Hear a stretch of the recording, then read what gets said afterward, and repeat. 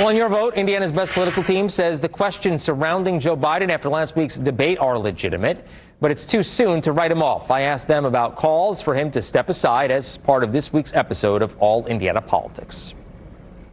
There is definitely room for discussion within the party, and I think those discussions have to happen. I think when you look back at that debate, which was now over a week ago, and we are still continuing to talk about it, it was a really bad night. And I think people have a right, and I think people have a reason to be concerned about that. I think those discussions need to have place, and I think President Biden, probably one of the best things he can do is get himself out there right now. The more we see of him, I think that will help people make better decisions and feel more comfortable.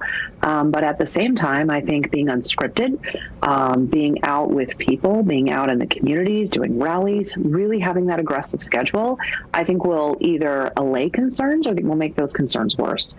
At this point in time, the most important thing we have to do is we have to defeat Donald Trump in November. That's job one for Democrats, and really that's job one for our democracy. So we've got to defeat him. He himself didn't have a great debate, but at the same time, we've got to put our best effort forward. And if that means we have some conversations about who the best candidate is, then so be it. We need to do that.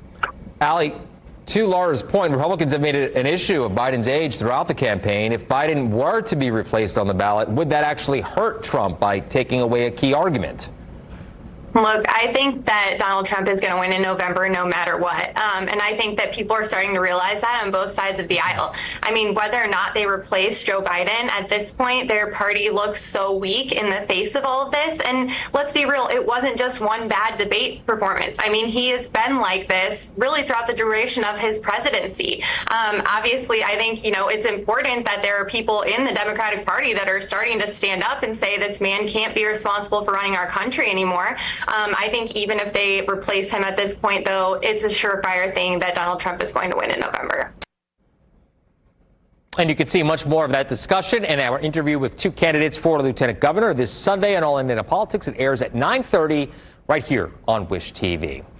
Well, concerns about President Joe Biden's health is spiking, especially after he told a group of Democratic governors that he needs more sleep. Biden said that he plans to stop scheduling events after 8 p.m. to ensure that he gets adequate rest.